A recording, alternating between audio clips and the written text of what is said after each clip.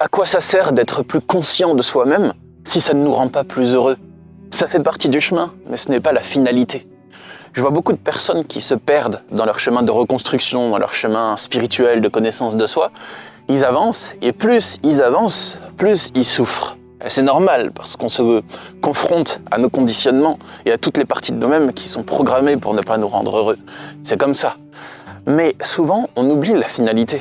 La finalité de ce chemin, c'est quoi? Pourquoi est-ce qu'on l'a commencé un jour? C'est parce qu'on voulait connaître l'apaisement. Et il se trouve que plus on avance dedans, plus on s'égare de l'apaisement. Et des fois, à force de dépasser des souffrances et de progresser en connaissance de soi, on se dit ça y est, c'est bon, j'ai atteint ce que je devais atteindre. Mais en fait, on est aigri, on est étriqué à l'intérieur de nous-mêmes. Notre esprit ne nous laisse pas respirer. On étouffe, on n'est pas dans notre épanouissement, dans notre détente, dans notre paix intérieure. Et ce que j'ai à vous dire, c'est que premièrement, c'est normal et ça fait partie du chemin de souffrir. Ça ne veut pas dire que vous êtes sur la mauvaise voie. Mais deuxièmement, reconnectez-vous à votre rêve. C'est quoi votre rêve au fond de vous?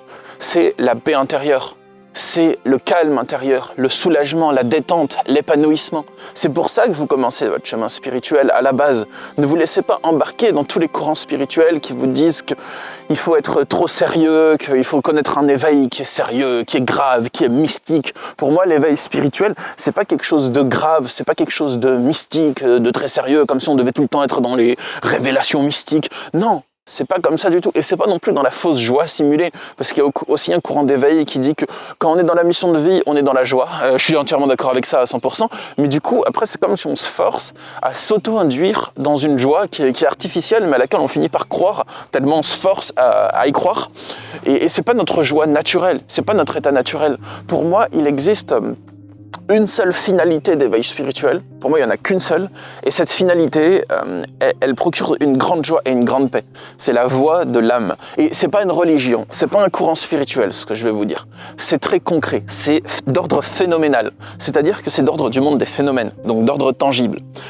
Ce que j'appelle âme, moi, c'est pas quelque chose que j'ai lu quelque part et ensuite je le reporte et je vous en parle. Non, en fait, pendant les premières années, les 8 premières années de mon parcours spirituel intensif, je n'accordais pas d'importance au mot âme. Enfin, pour moi, ça existait, ou pas, j'en savais rien, voilà, j'étais pas contre, j'étais pas pour.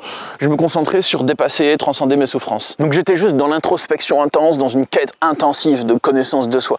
Et toute cette quête a mené à confronter mes souffrances, à les voir, à en prendre conscience et à trouver des solutions pour m'en sortir, l'une après l'autre, jusqu'à ce que je trouve la connexion avec mon âme. Et c'était à la fois la chose la plus dure que j'ai vécue de ma vie et en même temps la plus belle. Parce que quand on se reconnecte à notre âme, pour la première fois, pour beaucoup de personnes, à la fois c'est une trouvaille, c'est un trésor qu'on découvre, mais en même temps c'est un trésor maudit, parce que ça veut dire qu'à partir du moment où on a vu ce qu'était notre nature profonde, on ne peut plus le dévoir. On ne peut plus revenir en arrière de ce que notre conscience, de son œil, a aperçu. Mais ça, je vous en parle dans une autre vidéo sur le conflit intérieur, donc je ne vais pas m'attarder là-dessus. Mais une fois que j'ai eu dépassé ce conflit intérieur et que je me suis reconnecté à la nature profonde qui est la mienne, à partir de ce moment-là, tout est devenu paisible. Tout est devenu beaucoup plus simple. J'ai encore des défis dans la vie, mais c'est complètement différent. Avant, je n'étais pas en harmonie avec mon énergie authentique. J'essayais de composer avec. J'avais ma pensée, mon esprit qui fluctuait. J'arrivais pas à m'aligner sur une vibration qui était la mienne. Je ne connaissais pas ma fréquence énergétique. C'est comme une aiguille qui essaye de s'aligner sur le bon numéro et qui oscille de gauche à droite en permanence sans savoir quelle est sa vraie fréquence. Mais à partir du moment où je me suis reconnecté à ma vraie fréquence, à ma vraie énergie, ça dépasse tout ce que je croyais avant. Avant, quand j'essayais de me connecter sur une fréquence énergétique, quand j'essayais d'incarner ma vraie personnalité, de la trouver d'abord avant de l'incarner, je me posais plein de questions. Mon énergie était dans l'interrogation. Je ne savais pas qu'est-ce qui était ma vraie énergie. Et à partir du moment où je l'ai trouvée, je ne me pose plus toutes ces questions. C'est fini. Tout est devenu plus calme. Tout est devenu plus paisible. C'est comme un grand calme qui est à l'intérieur de moi. Je pense qu'on l'a tous, ça.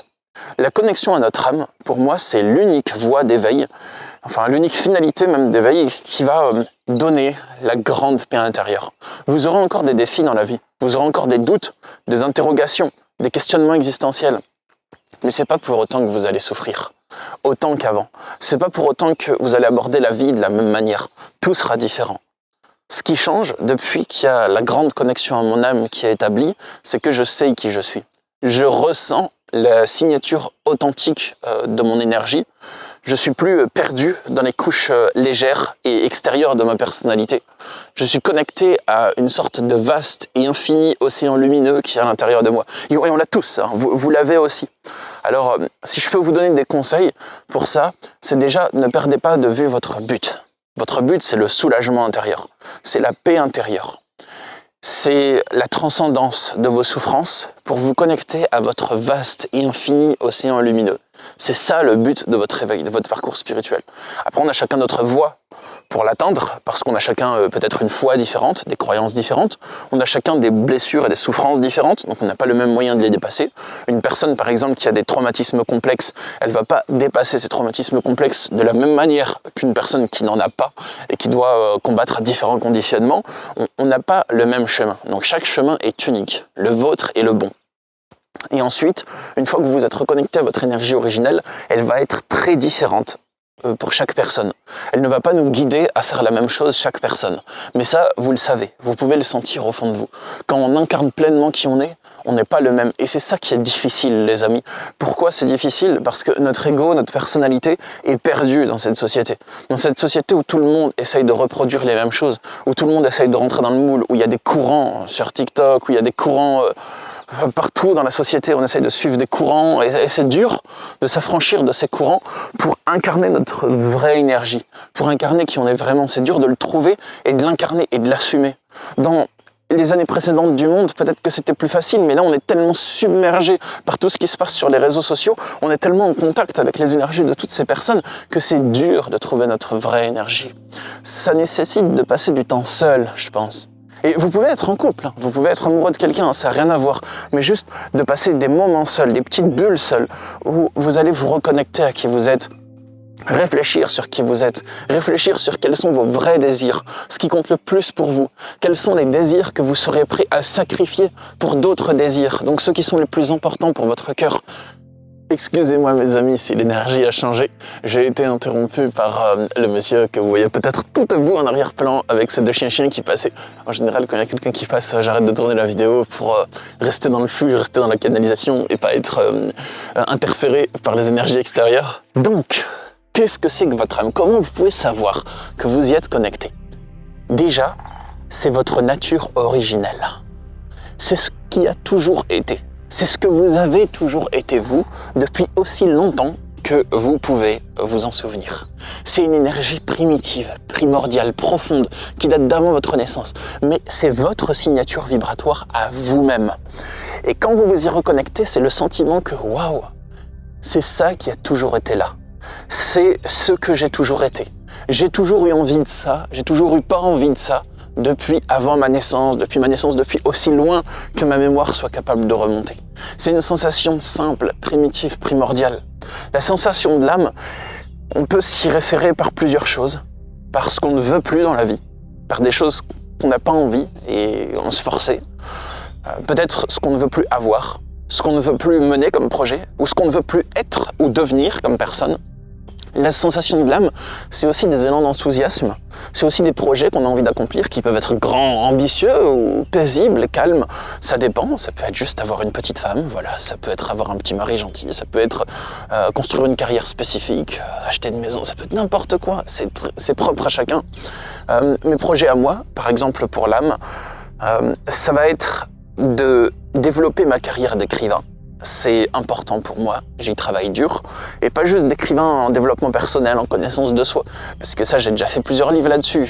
Si vous ne me connaissez pas, vous pouvez chercher mes livres, il y a le lien dans la description. Dans la description, il y a un lien, et quand vous cliquez dessus, il y a plusieurs liens qui vont se dérouler. Voilà, c'est le biolink, et quand vous cliquez dessus, il y a le lien de mes livres, de mes retraites, de mes consultations. Vous pouvez voir ça si vous voulez, mais je veux développer ma carrière d'écrivain en roman, de récit. Ça c'est un appel de mon âme, voilà. Il y a même un de mes livres qui s'appelle L'appel de mon âme d'ailleurs. Ça c'est un journal initiatique que j'ai écrit. Ensuite, un autre appel que j'ai, c'est de rencontrer celle qui sera ma bien-aimée. Mais je ne l'ai pas encore rencontrée, je ne sais pas qui c'est. Et elle porte une énergie très particulière. C'est-à-dire que j'arrive pas à m'intéresser à d'autres femmes tant que j'ai pas rencontré celle qui est la porteuse de cette étincelle spécifique. C'est comme ça, c'est ainsi. Ça ne doit pas être comme ça pour vous, hein. Je pense qu'on peut être heureux avec plusieurs personnes dans la vie, ça dépend qui, mais moi j'arrive pas, il faut que je trouve une énergie spécifique. Donc je peux être heureux seul, mais avec quelqu'un, j'arrive pas tant que cette personne n'a pas cette énergie spécifique. Donc voilà, c'est un appel de mon âme aussi. J'aimerais acheter une grande maison aussi. Je ressens ça comme un projet qui compte pour moi. Et sinon, continuer à passer des bons moments avec mes amis, parce que j'ai des très bons amis, et ça, c'est super chouette. Donc, les amis, ça, c'est les différents appels de mon âme, si ça peut vous éclairer. Et depuis que j'ai su reconnecter à mon âme, je me sens juste moi-même. Je me sens pas que je joue un rôle, je sens pas que je suis perdu, j'ai plus de vide intérieur, j'ai plus de vide existentiel. Je ne me demande plus quel est l'essence de ma vie parce que je le ressens et je l'incarne au quotidien. Quand je tourne ces vidéos pour vous partager ce que j'ai au fond de moi, ça fait sens pour moi. Quand j'organise des retraites aussi, mais surtout quand j'écris des livres, ça fait sens pour moi. Quand je vois mes amis, ça fait sens pour moi. Quand je suis en train d'écrire un roman, que je suis le canal d'un immense flux d'inspiration, que ça fait des mois que je suis dessus presque tous les jours et que je ressens cette énergie intense me traverser, que je donne tout ce que j'ai, que j'offre tout ce que j'ai à mon œuvre, que je me sacrifie, que je suis l'avatar de cette œuvre pour la transmettre dans le fichier traitement de texte. En fait, c'est immense, c'est magnifique comme sensation. C'est la plus belle chose que j'ai vécue de toute ma vie, en fait. Donc, je sais que je suis aligné sur moi-même. Mais c'est pas juste des choses faramineuses, l'âme. C'est aussi de la simplicité primordiale de votre nature profonde. Et si vous avancez suffisamment dans votre processus de transcendance, comme le nom de cette chaîne, de transcendance des souffrances, petit à petit, vous vous libérez des fragments de votre armure que vous aviez porté pour vous protéger un temps dans votre vie, mais qui aujourd'hui vous alourdissent et vous étouffent, qui filtrent votre énergie. Et quand vous avez défait cette trop lourde armure, trop lourde à porter pour votre corps si léger, à ce moment-là, vous pouvez accéder à votre énergie originelle, à celui ou celle que vous êtes, au-delà de comment vous avez appris à être. Abonnez-vous à cette chaîne, comme ça vous serez notifié de mes prochaines vidéos avec la petite cloche. Et aussi, si ça vous intéresse, le processus de connexion à l'âme, si vous sentez que moi j'ai quelque chose à vous apporter là-dessus, si c'est ce que vous ressentez dans votre corps, dans votre cœur, eh bien j'organise des retraites spirituelles et des consultations. Les retraites, les 2 prochaines, c'est en septembre et en octobre dans le désert du Sahara. Et le thème de la première, c'est la reconnexion à son âme. Le deuxième, c'est l'expansion de l'être. Donc, il y a le lien dans la description. Si vous souhaitez voir les détails de cette retraite, vous pouvez rejoindre l'aventure. Il y a des personnes qui s'inscrivent tous les mois. Elles se remplissent tout doucement. Donc, vous pouvez rejoindre l'aventure si vous souhaitez faire partie de ce voyage. Puis, je propose des consultations individuelles aussi pour vous accompagner sur votre chemin. Et je fais ça depuis 10 ans. Donc, les amis, j'ai de la bouteille. Je vous dis à bientôt. Prenez soin de vous, écoutez votre âme et puis voilà, paix à vous les amis.